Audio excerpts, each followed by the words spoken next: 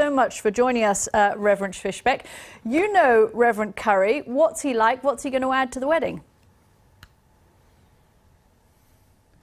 Oh, wow. I am really thrilled to have a chance to talk about Bishop Curry. He is a man of high energy, a man of good humor, a man of deep-seated love of God, and a strong desire for everyone to know that love. And so he will be bringing that energy and that zeal and that humor and that deep love to the wedding, no doubt. And I'm sorry, I demoted him from bishop to reverend. He is, of course, bishop. He doesn't sound like a buttoned-up Church of England traditional preacher, though.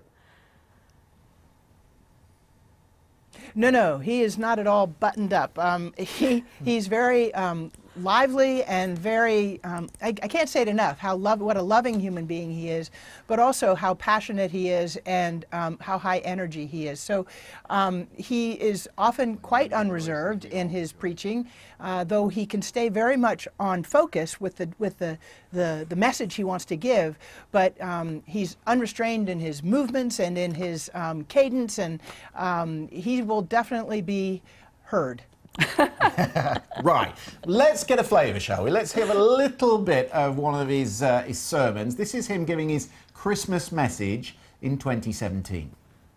God is showing us in Jesus how to become God's family and how to change and build and make a world where everybody is a part of that family, where children don't go to bed hungry, where no one has to be lonely, where justice is real for all, and where love is the ultimate law.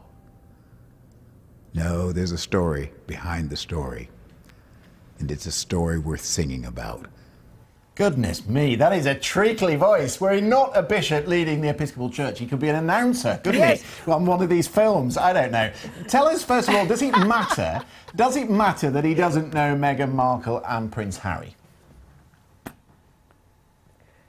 Wow, I think that that's a real challenge for any preacher to preach a wedding homily for a couple that you've not yet met. Now, certainly he knows a lot of the backstory about Harry and Meghan, and so I think that he can glean a lot from that.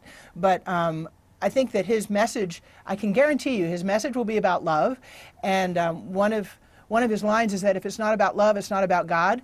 His message will be about God's love, and he will then apply that to their love for one another. And so he could preach that at any wedding, but I think he'll be very, very aware of who he's preaching for and in the context in which he's preaching.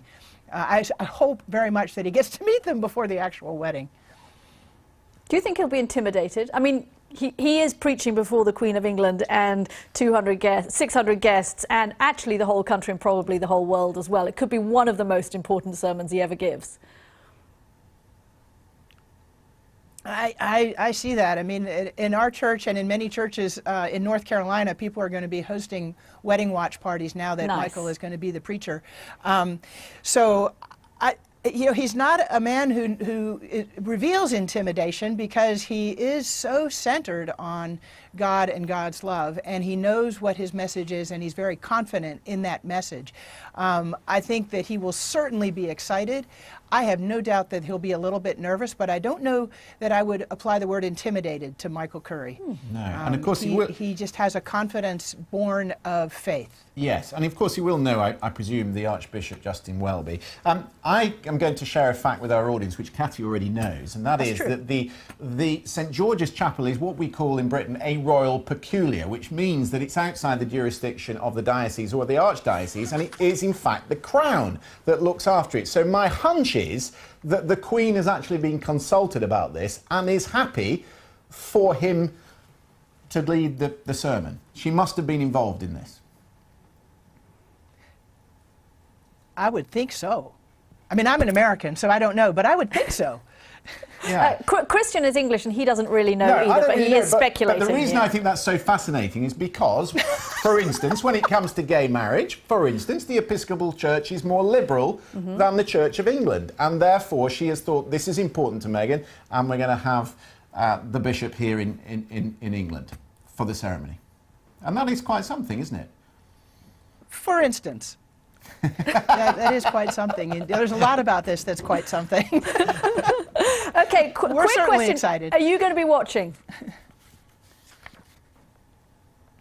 Yes, yes. We're hosting a breakfast party watch at our church. Women are going to be encouraged to wear hats. It'll be at about. We understand the Queen arrives at 5 minutes to noon your time, so that's about 5 minutes to 7 our time in the morning. We'll have tea and scones and all that good stuff. Yes, we'll be watching. Excellent. Reverend Fischbeck, thank you for being such a good sport, and thank you for sharing your thoughts about the bishop. Lovely to meet you.